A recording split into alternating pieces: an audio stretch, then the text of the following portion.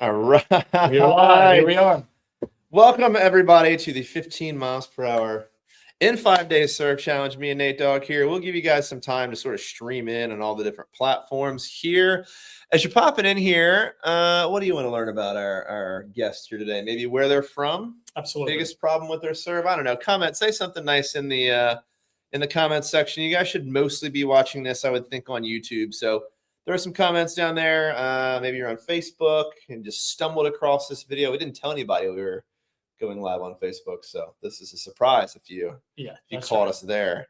But yeah, throw some introductions in the comment section. We'd love to know where you guys are from, and we're going to get started here in just a minute. We're going to let people slowly trickle in. We're also on, I believe, usually like a 45-second delay, so it's weird. So we have to talk to ourselves. That's right. For the first little bit of this. There we go. Now they're flowing in. One of the most common problems we run into is the toss. Ironically, the one thing that you have the most control over is the one thing we tend to mess up. And I believe we're talking a little bit about the toss. We'll get into it certainly more tomorrow, but we'll help you today. Yeah, we tinker a little bit today. All right, really lively audience here. So far, we've got Saman from Irvine, USA. One comment. That's the type of engagement I aspire. Come on, step it up out there. Come on, folks. What else are you struggling with on the serve? We'll give it 2 more minutes and then we'll get live into this. I know the 5 Lots p.m. of people watching, they're just being shy. That's true. Yeah, don't sit there and not type on your keyboard. Tell us something. I think the 5 p.m. Eastern time. Give us some feedback there too. If this was like a struggle for you to sneak out of work. Mark Jordan from Boston, Massachusetts. I hope you're in for the Celtics, Mark. Seems likely. They're up 3-1 against Orlando. I'm a Celtics guy, so. There you have it. All right, well, we've got it looks like a couple hundred folks watching, so we will give this maybe 30 more seconds, and then we're going to dive right in. Hello, Jane from California, Mark from D.C., 2 Marks, Mark from Jordan and a Mark from D.C. I'll give a little admin here while you guys are watching. So the idea, how this is going to work, hopefully you have got a tennis racket and a tennis ball nearby. We are going to do this in a way where you can learn this from home. So if you were just hanging out at your house or at work, if you can pull a tennis racket into your cubicle or wherever it is that you work, highly recommend. Don't let your boss see your tennis racket. Maybe don't let your boss see it, but these are going to be drills you can action at home. We'll give you some homework, I guess, sort of, if you want to really take this to the next level. But each day here, we're going to simplify one segment of the serve. It's a complicated motion. Most complicated motion in all sports, you always say. And pitching, which is largely regarded as the most complicated movement in sports, has 6 moving parts, while the tennis serve has 8. So it is complex, but our goal through this 5-day challenge is we're going to simplify it and really highlight the parts that you absolutely have to have. You don't have to have all 8 moving parts. You just need the really kind of the key mechanisms. That's right. I know a lot of you guys have asked, you've DM'd us, or so we've heard, that you can't make these times. Oh, wow. Okay, we must have been on a serious delay because now we're getting all kinds of comments here. Luca from Los Angeles, the pursuit of wisdom from New York. Phil from Lexington, South Carolina. Susan, hi. Tom from the Columbus, Ohio. Amy, let's go. Luca. All right, people are flowing in here now. Yeah, that was weird. Okay, well, hello to all of you. A lot of you have asked, hey, I can't make this time. What do I do? Good news is you can grab recordings to this.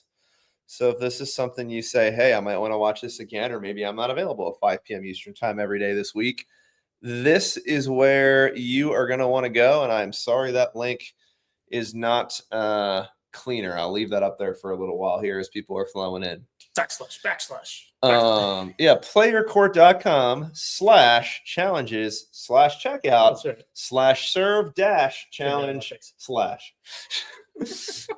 All right, I'll give this a quick explanation and then we'll get down to business here. So look, each day here, we're going to give you a couple of drills that you can practice in your house that will help you overcome one complication on the serve. As Nate mentioned, most complicated motion in all sports. You can't go do this in 15 minutes at the end of a tennis lesson. You got to break this down into individual parts and work on them and understand them and see how it's built. That's what this challenge is all about. Without further ado, shall we get right down to business? Yeah, day 1. Let's do it. All right. Would you like me to kick things off? Yeah, jump into it. I'm going to tease you guys a little bit here. We're going to talk about the Continental grip. Don't leave. I'm going to say 30% of the players that I have coached that think they know what the Continental grip is supposed to look like actually are missing a key component. Okay. And I want you to be vocal in the chat here. How many of you guys have been taught that to have a Continental grip, you are supposed to take the knuckle on your index finger, this little guy right here, and put it on bevel 2 right here? Just say yes in the comment section if that's how you've learned the Continental grip. And we hope you have. Yeah, if you haven't heard that, you're in real trouble. You really need to pay attention to all 5 of these days. And to drive this home, I mean, when people come and work with us, specifically when we do the serve course, I'd say 50% of people have a variation. And once they fix this, it's a big improvement. This is a big one. So pay attention. All right, we've got the yeses flowing in. So look, here's the deal. That is correct. You're going to want this index knuckle here, but the piece of instruction that I think we miss, and when I say we, I mean coaches that aren't me and Nate sometimes, is the heel pad of your hand. I'm going to hit you in the face here on that same bevel. So if you guys can see my hand here, the sort of fatty part of my hand is also hanging over bevel 2 here. So I'm going to go over to our Serve Challenge workbook here. Share my screensies. So if you take a look here, and I'll zoom in, this guy right here is what we are looking for. So we've all heard the index knuckle here on bevel 2, but the heel pad underneath, when you tilt the racket forward and look, should also be on that same bevel. Go ahead and comment in the comments section, wow, if you did not know that, because I would say about 50% of the time, we're typically getting the wows. People are saying, oh my gosh, like I thought this Continental grip thing was easy. And they're like, oh, there's a heel pad missing. Yeah. So we've worked with even Division I college tennis players that are serving over 100 miles an hour, but their heel pad had shifted over to the side. So like bevel 3, and they weren't getting that same pop. And even worse, if it's shifted to the top to bevel 1, you can't get that same wrist inflection that you're going to want to really pop that ball. So if you're looking for pure power, this one trick, if you're doing it wrong, might actually add the 15 miles an hour you came here for. We're only 8 minutes in. That's right. Shall we go to the video? Yes, we sure shall. Adding to the stage, PYC Tech. All right. So what we're looking at here with this Continental grip, you can see that the index knuckle lines up with bevel 2 here. Now, as I play the video, what you'll find is that this looks correct to most people. It's what ends up happening with the heel pad that can really be kind of disastrous. If the heel pad slips over to bevel 3, you start leaning yourself to issues with the waiter straight. That's what we end up fixing a ton, where people are like, I have issues with the racket drop. I can't get enough power. And it ends up being that the grip is incorrect. So here, as I'm showing you with the heel pad, let me go back just a little bit. This is where we really want to see the heel pad also on bevel 2, right? That's a huge circle, as it turns out. Let me go here. I'll draw it. Can you zoom in on that device there? Sure can. Give him a little zoomer. Sure can't. Yeah. Well, no zoom for you. No. Sorry, guys. Well, maybe. Honestly, if they're on a monitor of any size, they should be able to see that pretty clearly. Pretty good picture.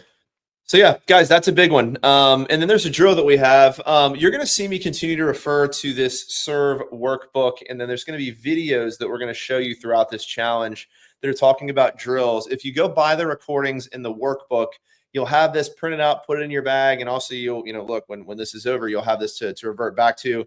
This is not something where you are going to be done at the end of these 5 days. You'll certainly be hitting the ball harder, but you're going to want to refer back to this stuff.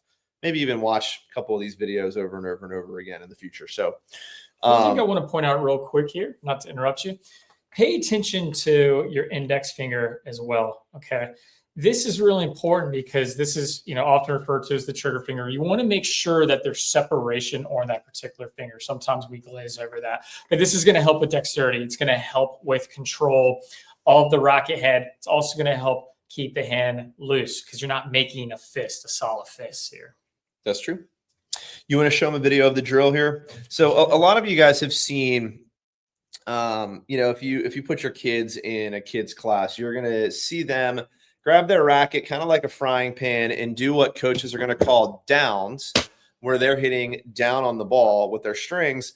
We want you to do the same exercise, but with the continental grip in the edge of your racket. So this is the litmus test of whether your continental grip is truly continental or not. It should feel like the hammer grip. We call it the hammer grip, as if you're going to hammer a nail into the wall. You can't do this drill that you're seeing on the screen right now unless you have a true continental grip. And you'll feel that heel pad very clearly in the wrong place if you can't get this done successfully. And I know, day one, first tip, people were like, well, I want, what is the power source? Well, we got to start with the continental grip, because if you don't have the grip, you can't do anything else. When you come out and you have a frying pan grip, like you're flipping flapjacks, reverse, right? Suddenly you're in this situation where the ceiling becomes very, very low on the serve. So we've got to start here.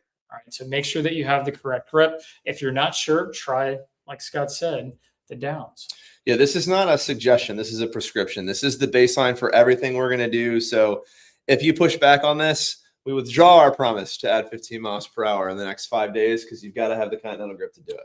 Can we clarify something real quick? We're not going to take everyone's questions all at once, because it'll start to kind of slow down. But if we see something that's pertinent, we will address it. Like this one right here. The workbook It's not the available one I was referring for download or purchase is needed to download. Yeah, sorry, we are selling it, right? So the recordings and the workbook. Laid them up. Also, just so you know, when we're done doing this 5-day challenge, we will actually turn these videos into a product that we're going to sell for $200. The recordings are only $49, and they come with the workbook. So don't be silly. Don't pay 4 times as much money. Grab the workbook right now. Come on, that was Derek White to Porzingis, man. You just laid that up for me to dunk it on everybody. I was referring to Mark. If you'll go down, Mark Jordan had a comment here. If the continental grip is one grip for every shot, how can you hit any kind of backhand without the heel on bevel one? Now, the continental grip is what you're going to use for your serve, for your volleys, for your overhead, and your slices. It's not what you want to use in every shot. Your forehand, we should have a version of a Western grip, ideally the semi-Western grip. Eastern grip's totally fine. And then on the backhand, there's an array of them. You've got your Eastern backhand grip for the 1s, and then the 2 hands, there's a ton of combinations. But don't use a continental grip on everything, right? Like if you're kind of old school and you have the continental grip off your forehand, cool. But on the backhand, unless you're a slice magician, break your wrist off hitting the backhand with a continental. Yeah. Don't use the continental grip on the backhand. Yeah. And guys, just so you know how this works, throw your questions in here. We will come back to them. We see them. We're not ignoring you.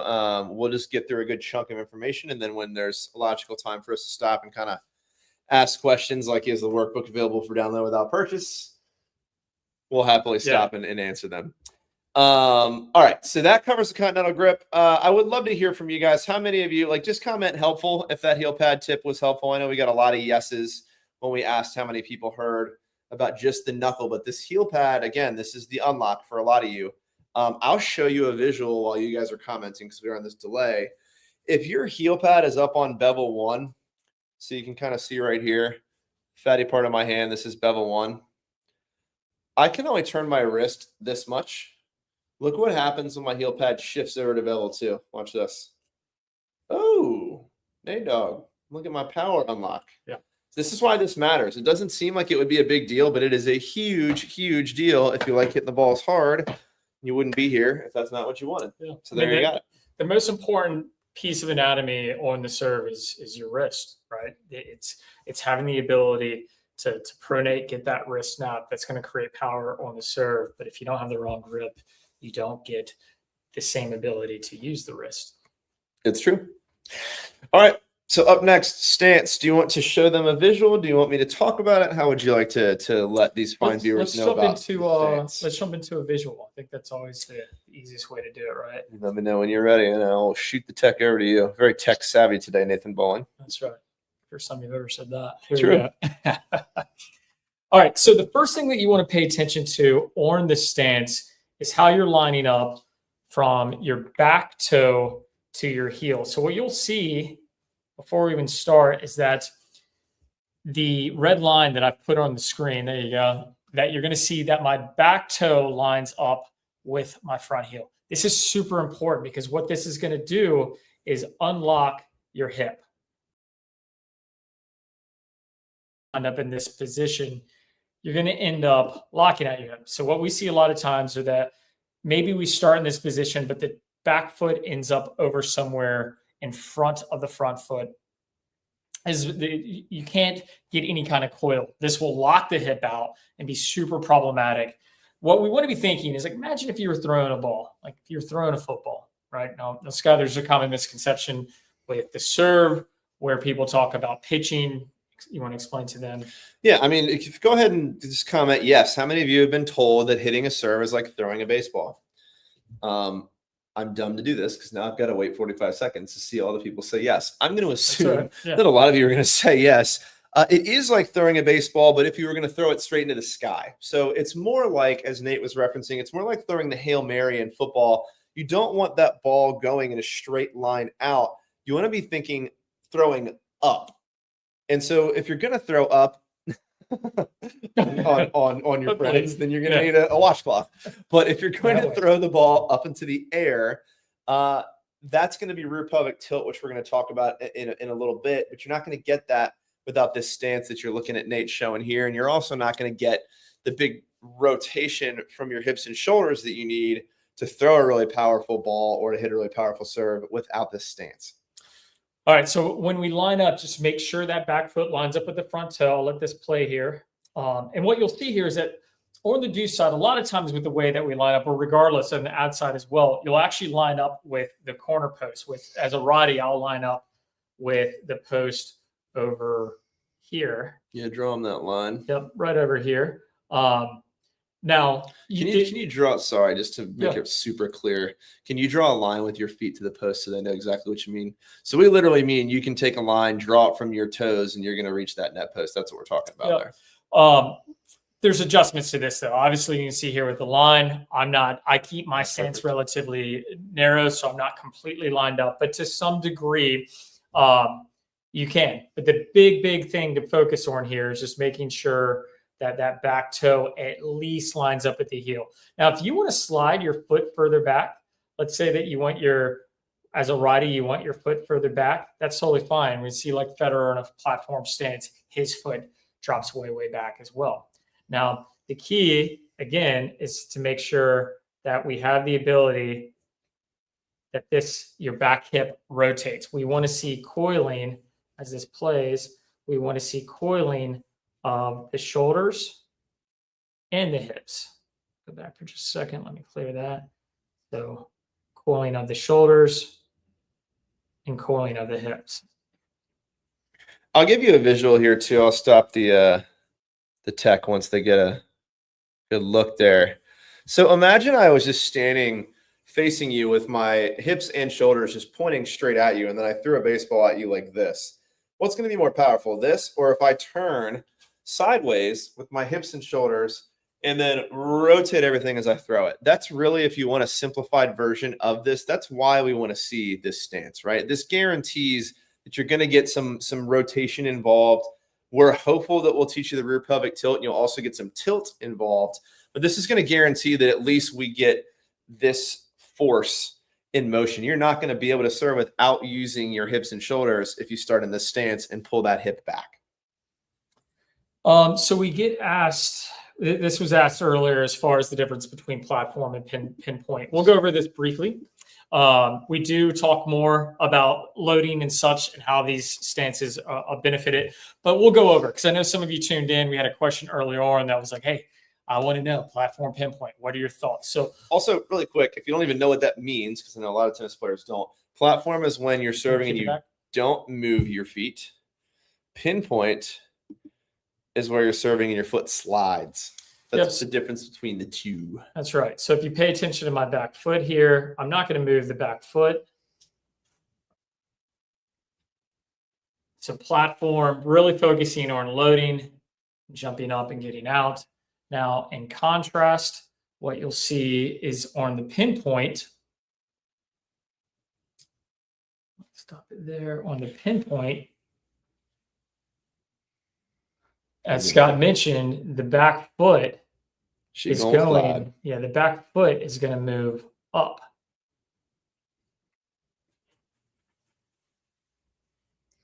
Do me a favor, just in the comments section. In previous serve challenges, we did this on a big screen and it was, I think, harder to see. Just comment if like you can see that clearly. Just say clear or not clear in the comment section, and that'll be good information for us for future challenges.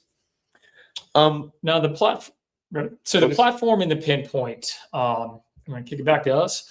So now that we know the differences, what is the preference? Well, so on tour, you got the Kyrgioses, Monfils, almost entirely the WTA. We see a ton of pinpoint, and we do see most of the bigger serves on tour. So we're talking about like on the men's side, we're seeing people that are jumping into like the Buck 130s, the Ben Sheltons.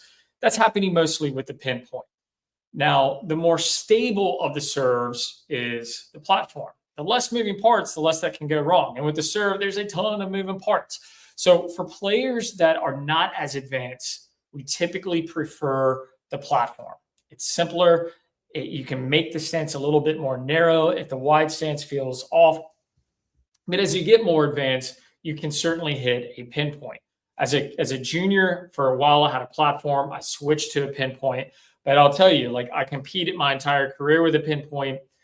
I still use a pinpoint, but I narrow the stance because I don't really compete at a high level anymore. I coach, right? I still play, but I just don't, I'm not serving every day. And that repetition of bringing the foot up and the timing became a little bit problematic. So I didn't go to platform. I just narrowed the stance where there wasn't so many moving parts. So if you're just joining us, maybe you're a beginner, you're an intermediate, we would suggest the platform.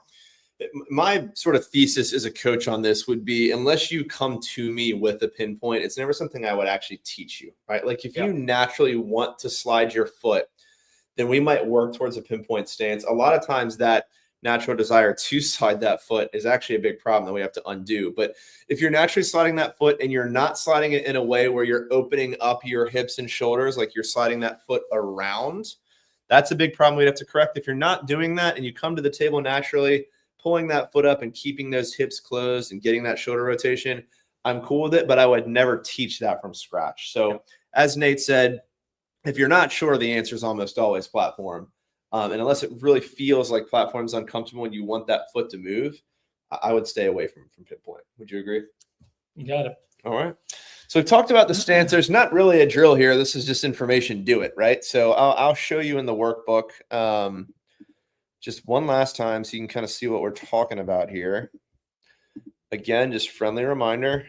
Let me move my face. And this is definitely something you should get on the court and just the awareness, right? Yeah. Before you even have to worry about a toss or anything else, the awareness. Are you set up correctly?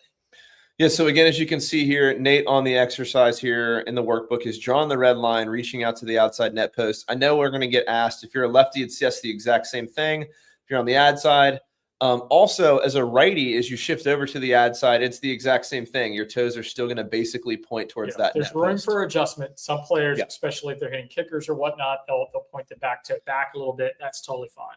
Yep, and I don't know how easy this is to see. I'll zoom in as much as I humanly can here.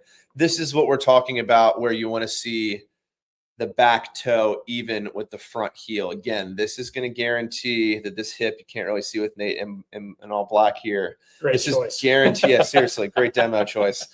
This is guaranteeing that his right hip is pulled back this way and that he is going to get some big old pop from rotating his shoulders and hips. All right, so moving right along here on day one, we've talked about the continental grip. We have talked about the stance. Go ahead and fire any questions in that you have about those two things. And I have seen, I'm not just shilling our product here. I have actually seen lots of people ask, I got here late, what do I do? If you want recordings of what we're doing right now, they are $49. They do come with the Pretty Serve workbook I just showed you. You can go here to purchase those at any time throughout the 5-day challenge. Once the 5-day challenge is over, that same purchase is going to be $200 as we will be selling it as a course instead of a hookup of the recordings. Moving on here in day one. And if you're on an iPhone, screenshot this, and then you can copy the URL. True. For those people that are really tech savvy. a full paragraph. Yeah, it's not great. You know what? Tomorrow I maybe show up with a shorter URL for you guys. Let's see what I can do. All right, let me get this off the screen. Ask your questions. We do see them. We will answer them when the time comes. Let's get into exercise 3 called the penalty box drill. Do you want to set this up for us? Yeah, this one is big. Why is it far away? You know what? I'm gonna do this. Yeah, that's fine. That's fine. It's so that we can both fit in the screen. We got big heads, guys. Look at this. Yeah, we were just standing next to each other. Get you dizzy. All right, so this is the penalty box drill. Now, this is really important, and it's a huge win because what we're talking about is the shoulder and hip rear pelvic tilt. Now, this is a tossing exercise, and it will help get your serve in alignment. I'm sorry, your toss in alignment. But this is not the location of your toss. This is simply to help you get into shoulder hip rear pelvic tilt. Please understand this is not a toss drill. I'll say it again because we get ripped on this every time we go on camera and talk about this drill. It's like, why would you toss your ball straight up above your head to hit it? You're not. This is just working on you getting that tossing arm up and in this rear pelvic tilt where a whole bunch of power is going to come from. Yep. All right, so let's cut to video. You ask nice the demo. Huzzah. So hence the penalty box drill, hence the yellow lines on the ground. This is actually a drill I did in college when we were getting kind of the yips, having a hard time getting control of the toss.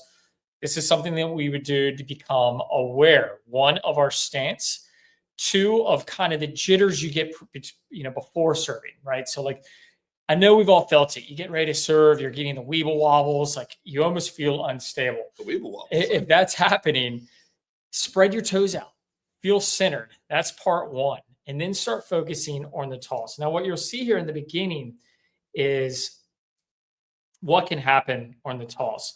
When your arm isn't straight, and you can see there, I'm too far into the court, means I released too early. You can see I'm stepping out of the box there, right here, where I'm stepping out of the box because I'm chasing the toss.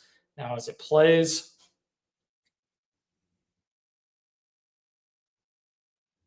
speed it up just a little bit here for you guys.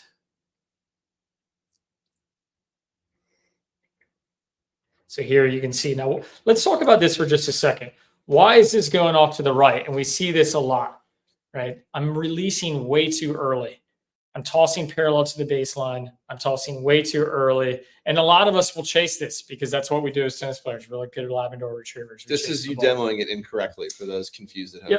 Yep. And making sure that we all understand, like, there's a big part of how we toss the ball. Scott's going to talk about the options of how to toss the ball. And then we're going to talk about what the drill is. Now here is me showing it correctly. Doesn't happen today, does it?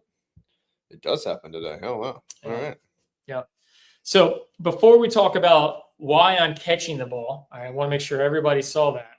I'm catching the ball, and that's the drill. Let's talk about how you should be tossing. You can take this part? Yeah, absolutely. So this is everybody's favorite piece of instruction. There's a lot of areas in your arm that can bend. Let me get this guy off the screen so I can talk to you. So if you look at your arm, there's some places where bend can happen, right? Your fingertips, they can cause bend. Your wrists, they can cause bend. Your elbow can cause bend. And all of these joints and bends can create movement where the ball goes all over the place. So step one here is really lock out. And when I say lock out, I don't mean like flex and stretch. I just mean straighten your arm, turn that wrist down, and hold the ball in your fingertips so that we're not rolling off of any of these 5 different fingers that we have. So once we've done that, we've eliminated a lot of the problems that most of you have. A lot of us are going to bend our arm, toss the ball back behind us. A lot of us are going to flick our wrist. A lot of us are going to hold the ball in the palm of our hand and roll it off our fingertips. The goal would be when you release that toss, that writing just stays still. It pops up. Maybe you're getting half a revolution, 1 revolution. If you're seeing that thing just spin and spin and spin, that means you're rotating that ball off your fingertips. So again, holding the ball with the fingertips, take that wrist out, straighten that arm. This is what we want your tossing arm doing. And now what I think the next biggest problem is going to be is where we let go of the ball. When I exaggerate this, it's pretty obvious to see if I let go of the ball right here, where's the ball going to go? Back behind me, right? So if I let go of the ball too high, my toss is going to be too far behind me. If I let go of the ball too low, toss is going to go way out in front of me. The desired release point is going to be right at eye level. Okay. So right here at eye level, this is where we want to be releasing that ball. And I want to talk about how we do this because, again, now that we're not bending our arm or bending our wrist, how do we actually get the momentum to get that ball traveling up? We're going to hinge and drop that arm back down to our front leg. We're then going to pop our hips back up almost like we're doing a kettlebell swing. When that ball gets to eye level, we should be able to just release and have that ball continue to float up. I'll give you a variation. There are two very correct ways to do this. There is what I just showed you, which is the tulip blossoming flower. Yeah. I don't know what else to call it. It looks like a flower opening up. There's also the ice cream cone where you're holding the ball with 3 fingers like you're going to lick an ice cream cone. Okay. No good. Too much. Doubling down on the analogies. Yeah, it's an ice cream cone. What do you want from me? Again, no matter which version of this you do, we don't want to see the ball touch the palm of your hand. So it's got to be fingertips at the ice cream cone or fingertips at the tulip. And regardless, at eye level, you're going to just open those fingers, whether it's an ice cream cone or tulip, and let that ball continue to float to the sky. So let's jump to the drill. Now that we all know the correct tossing method, right? Tossing with the shoulder, locking out the rest of the joints, as Scott said. Now, the drill here. You want me to go to you or the workbook? The back to me. There's just so many options of great ways to educate our audience. I don't even know which ones to choose from. Like, now that we take a look. I'm not Vanna White, man. You got to tell me to turn the tech on. Come on. So the goal here, again, as I had mentioned, is that when you toss the ball, your arm stays up to catch the ball. Now, everybody drops their arm in order to catch the ball. They do this. What happens if your arm falls? Your head's going to fall. And where's the serve going to go? It's got to go in the net. So the tossing arm staying up to catch the ball and staying balanced to stay in the penalty box is the drill. This is going to give you more tilt because your tossing arm is staying up, and it's going to lead to a more consistent toss. Now, let me show you an example here of what I'm referring to with the rear pelvic tilt. Bear with me here. You want me to stop sharing your screen as you reveal all of our private clients? No, this is all reference. Footage. It's okay. That's Naomi Osaka. I'm pretty certain you have not worked with her privately. I don't know what happened. There you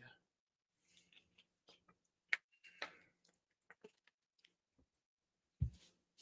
You made me nervous. I got butterfingers there. I remember my first time using a computer. I'm so mad right now. I'm so mad. All right, reference currency. Here we go. All right. Here we go. Never getting this 30 seconds of our life back, folks. I'm sorry. Yeah, what you need over there? Almost. While Nate's pulling this up, I'd like to educate you guys on a little saying called the 5 Ps. It's prior planning prevents poor performance. I've got it. I had it. I lost it. All right. All right. As much as I got for you. All right, so let's watch Curios here.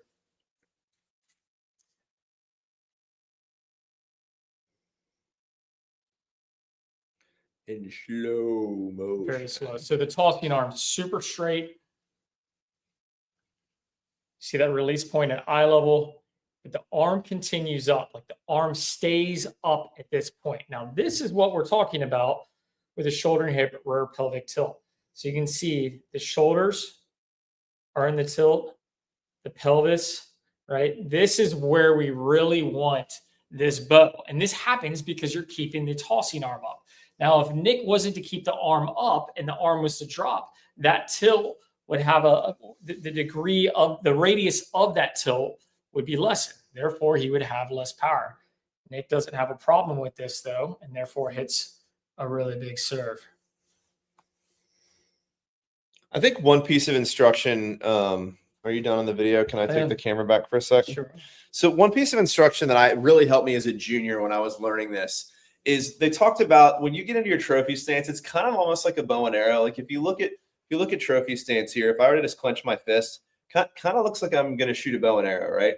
If I tilt that bow and arrow up towards the sky, that is really what we're talking about with rear pelvic tilt. So think about that. Get in the right, the right position. We just talked about getting that arm all the way up at the penalty box drill. Then you get in the trophy position, and then now you just tilt back a little bit. This is all we're talking about. It's like you're going to wind up to do a cartwheel. Yeah, I had a coach that said, look, if you're going to shoot a bow and arrow on your serve, like a lot of times we hear that, the archer's pose, shoot it at the moon, right? You go straight up.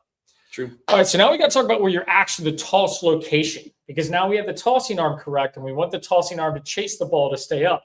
But where does the ball actually go?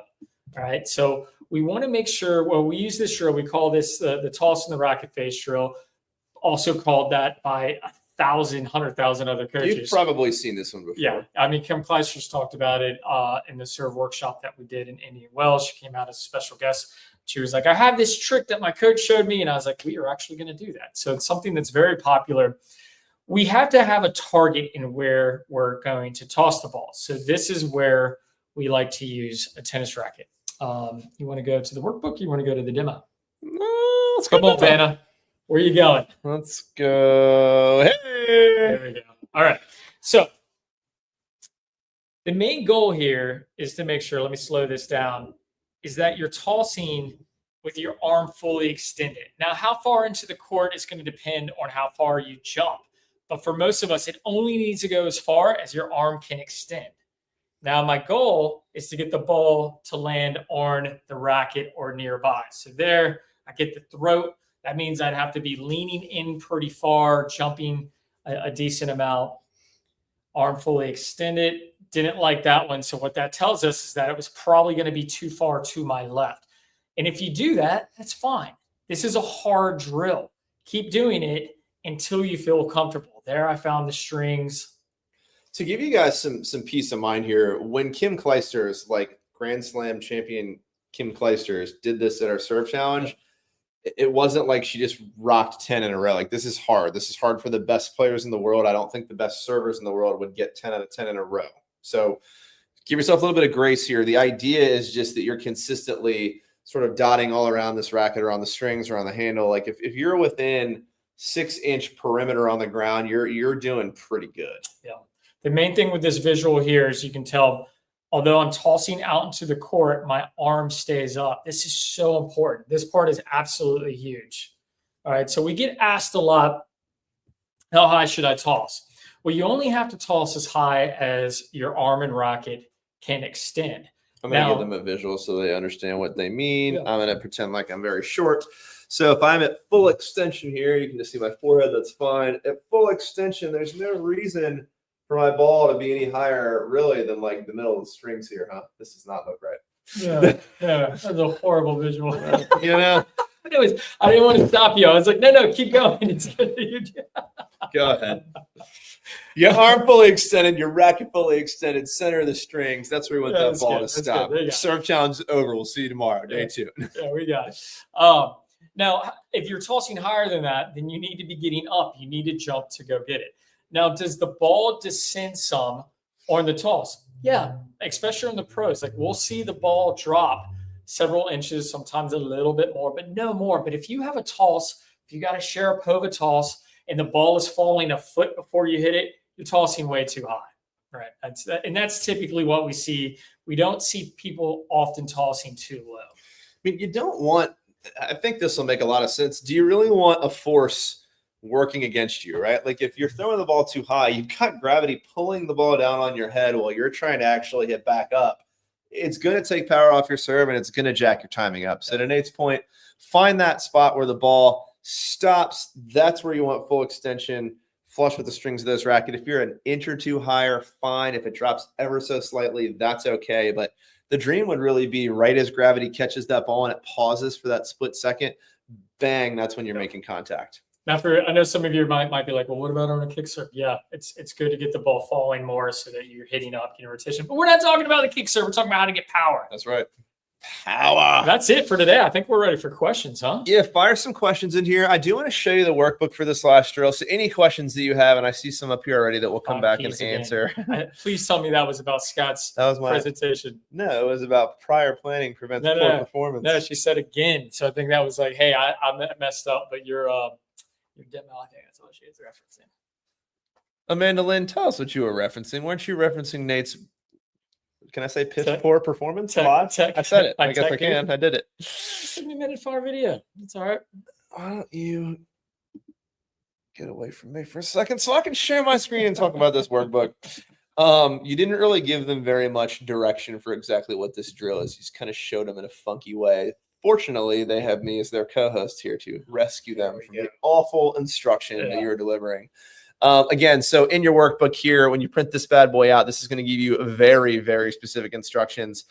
The toss on the racket face drill. Idea here, 6 to 8 inches in front of the baseline. I saw this question up above. How far out in front should the racket be?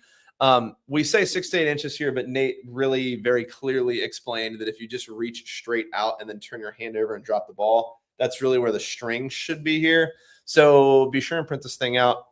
We talk about tension, holding the ball very lightly with your thumb, index, and middle fingers. We talked about the fingertips a lot. We hadn't talked about pressure yet, so that's a very important thing. If we're being completely honest, we've done these challenges a lot, so if we miss some things, you might find some bonus information in this workbook that we forgot to cover live. So check that stuff out. Hope you guys enjoy it. Let's start. Oh, no. What we got? Amanda was referencing Scott's kneeling demo. Yes! Amanda's my new favorite attendee. I knew it. It's messed up, Amanda. You hurt my feelings. Like hanging up. All right. Fire any questions in that you have. I've got to do some scrolling here to locate them. Nate will, I'm sure, belittle me while I'm doing that. Let's see here. We got a lot of people from a lot of places here. Yeah. This is a great attendance, guys. Thanks for showing up and working with us today, trusting us with your serve. Let's see here. There we go. I'm going to I know this isn't a question, Amy, but I'm going to hook you up because this does matter. The very first thing I do. We actually hear this a lot. Yeah. I mean, the very first thing, and we hear this a lot, and this is not me being sexist, but we teach a 7-year-old girl a tennis lesson. It's not likely she's thrown a baseball yet. A lot of times it doesn't happen. That's fine. Even some boys, like whatever, like if you never get taught how to throw a baseball, it is very hard to learn the serve, but learning how to throw is not actually that hard. So let's cover it a little bit here because with the right information, this is kind of very similar to everything we're going to talk about. So key for me, I would get the ball up by your ear. All right. And then we're going to just talk about turning that upper body. So if you go back to our serve drill here and you look at the stance that we showed you, where you're really turning and you're putting your back toe lined up with your heel. Can you give her a visual over here back there again? I do think this is going to be helpful for a lot of people. Yeah, let me get out of this. Because I hear this. Yeah, I hear this way too often to not address it here when asked directly. Prepare yourself. I have to go back in and find a serve. I got you. Just do it in the workbook. I got you. It's right here. You got it? You want it from the side or from? Up in the back, please. Oh, that's perfect. Okay, Amy, so check this out here. I'm going to take your question down off the screen so you can see his foot. So imagine that, who are we watching? Sebi Corda. Okay, so we got Corda here. Imagine as he pulls that racket up, that there is no racket in his right hand, that's the ball. And you're going to take that stance that he's starting with right here, where you've got that back foot really pulled far back. I'm going to go workbook. This is too complicated. Sorry, guys. We are losing attendance rapidly. Nate, nobody likes my instruction. Back to that 5 Ps.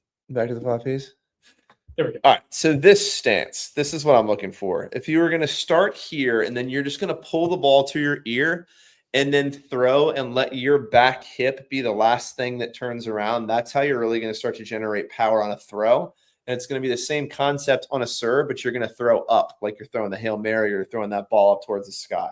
So think about getting that ball or like the hand that you're holding the ball with tight by your ear and then make sure you get these, make sure you get these feet lined up in a way where you're going to get that rotation from your hips and shoulders. I don't know if that was helpful or not, but it's a good question that we hear a lot. Not everybody has been taught how to throw a ball. It's very common. Most importantly, you did your best, buddy. You leaned into it. Next question. Susan Ferguson would like to know, do you catch the ball with your palm facing up or facing forward? Facing right here. You're gonna catch. You wanna take this one, Caligula? Yeah. Keep the palm up, please. All right. So when your tossing arm is up, you want to make sure that the palm stays up, and that means it's gonna help with the release as well. Now, some players, Roddick would turn his hand out. Don't do that.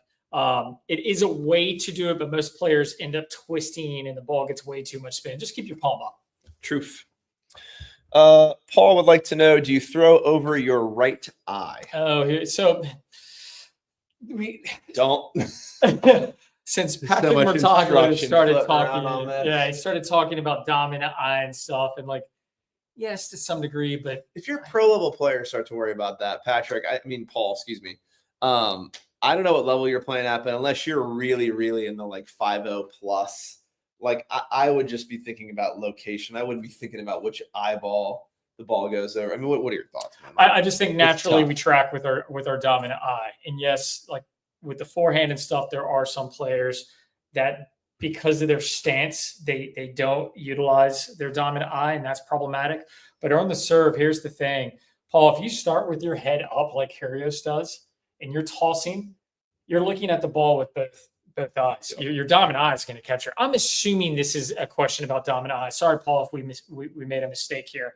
But tossing over the right eye, the only other thing I could think is if you're tossing parallel to the baseline, more like Federer. But again, if the ball is up and the head is up, your dominant eye is going to capture the ball. I'm going to throw this up because it's right on time. So he's talking about, should the toss be to your right or more in front? This is exactly what you're just talking about. So if you want to just repeat again, where more out to the side would be a higher skill level type of maneuver, where then we would maybe get to thinking about our eyes. But can you go to the screen really quick? I sure can. I wonder what happens if I leave this. Oh, look at that technology, Nate. Look at us. That's cool. So I just want to show you this real quick. So I'm going to move your comment here, Bob. Sorry. So Sebastian Korda tosses more parallel to the baseline. And what we're referring to is just simply that his tossing arm is parallel to the baseline. Some pros, however, will toss more into the court at 1 o'clock. It's total preference. What I'll say is the more advanced method is tossing parallel to the baseline. It can lead to a ton of inconsistencies. So if you're not playing at a higher level or you haven't been playing for a long time, I don't advise it. But I love this piece of information because I think it's something that's not talked about enough.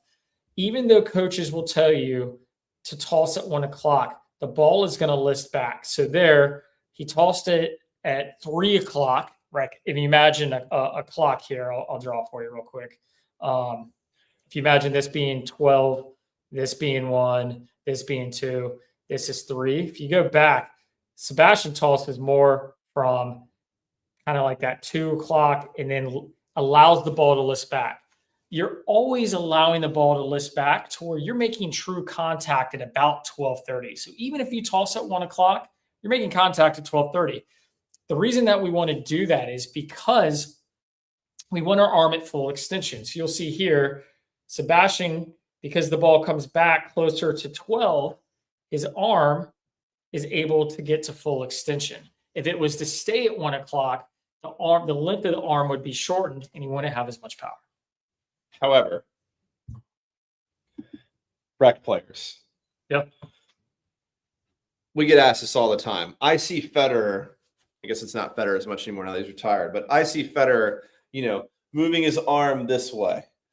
If you can be Roger Federer, I highly recommend you be Roger Federer. But sure. Even for I don't toss the ball this way. I list exactly as I showed you guys, and I serve probably not anymore, but in my heyday with the live shoulder was in the high 120s, occasionally breaking 130 by just simply placing that ball at 1 o'clock out in front. And there's two ways to think about this. When Nate talks about the clock that he showed you, like you can think about noon being straight towards the sky, and then 1 being 1 tick over, 2, and then 3 being like straight with your arms out. But then there's also looking at the ground where noon or 12 would be straight towards the net, and then 3 would be the baseline. So in either of those instances, however you want to line this up, we for a rec level player, below a 4-5 are going to highly recommend a straight arm movement towards 1 o'clock with your toss. If it lists a little bit back towards 12:30, absolutely fine. But we would really rather see you control it at 1. I have a feeling that just answered 3 of the questions that I see here. Mark says, so by not tossing the ball out front, you lose power and likely have trouble hitting your serve. A flat serve and a slice serve, most definitely. Because if you think about trying to serve with your arm, I'll give you this. With your arm back here, you can't generate power back here without just snapping your shoulder off. The second it gets out in front, now you can really generate that whipping motion. It would be like trying to throw and letting go of the ball back here versus letting that arm fire forward. So, yeah, you've got to get that thing out in front. Anything you want to add on that? Yeah, just not – you shouldn't be chasing the ball away in front. Like I said, like if you're tossing the ball as far as the arm can extend and as the arm goes up, I mean, it can be, just several inches inside the court. That's going to be helpful. Yeah, there's a sweet spot for sure. We definitely covered this one already. I'm sure, Renato, hopefully we cover that for you in the last 3 minutes. We talked a ton about it. Talked about this as well. Toss should be over the hitting shoulder, correct? Yeah, absolutely. Lined up with the hitting shoulder, I mean. Yeah, if you're coming through, I mean, like with the footage of Sebastian Corda, it's the right shoulder has to be over the left shoulder. So absolutely, it has to be lined up. Cool. And this is Paul just clarifying. And we have no more questions. So if you have any more questions, fire them in there quickly. But Paul was confirming. He said, I was just asking over the right eye as in tossing at 1 o'clock. I heard someone say throw over your right eye, not so much about Mortagalu's dominant. Okay, gotcha. Interesting. Yeah, I haven't heard that. I'll be honest, Paul. I haven't heard that as far as tossing at 1 o'clock and just tossing to your right eye. I'd be careful with that as instruction because I don't know exactly where you're placing your head or how you're looking up at the ball. If you have neck issues like I do, you might do a little weird look up. So I wouldn't base it on your eye. I would base it based on the face of the clock. Your arm. Yeah. Yep. Phil asked, and again, fire them in there. We're going to shut this down if we don't see any more questions. I've got one left here and we'll happy to answer any more. Is there any other part of your body moving while tossing the ball? Yes, but you're not allowed to think about that today because we're only on day 1. And the whole point, Phil, is we're going to break this down segment by segment. So today is really the fundamentals that is the buy-in that you've got to have. You've got to have the continental grip. You've got to release the bend, like eliminate the bend in your joints. And we're going to talk about how this syncs up with your legs as we work through the serve challenge, but I am not going to do that to everybody today here on day 1. We're not there yet. So go out there, make sure you've got the true continental grip, practice the downs with the blade of your racket. Go out there, make sure you understand the stance. That's not even something you have to practice. You just have to look down at your feet, make sure you're doing it with your feet, with your hips, with your shoulders, pulling them back. And then practice that penalty box drill to really get that arm up in the air for the rear pelvic tilt. And what was number 4? Then practicing the toss. Yep.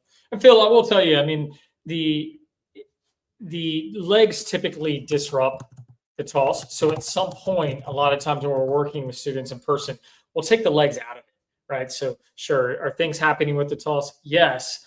But a lot of times they're actually disrupting what's happening with the toss. So that's why it's so important that we segment it, because if we're like, but when you're doing this, also do this, what ends up happening, it's again, too many moving parts disrupting the rhythm of the serve. 100%. And guys, again, we're going to be here every day this week, 5 p.m. Eastern time. If you cannot make that time, or if you just want the recordings of this and the workbook that we've been referencing all day, this is the place to go get them. Tomorrow, 5 p.m. Eastern time, day 2. You want to give them a little teaser? Day 2, what are we talking about? I don't even know. I'm teasing. We're talking about the natural movement of the racket. We're talking about the right to left drill. This is really important as far as kind of building rhythm and getting the racket into a position to where you don't get into waiter stride. All right. I don't think we're going to give you a whole lot more than that, but I think that piece is really big because I know a lot of you, well, we're talking about the waiter tray is basically where you flip your wrist back and then the racket drop is limited. The more your racket can drop and the more your elbow goes up, hint, the more power you're going to get.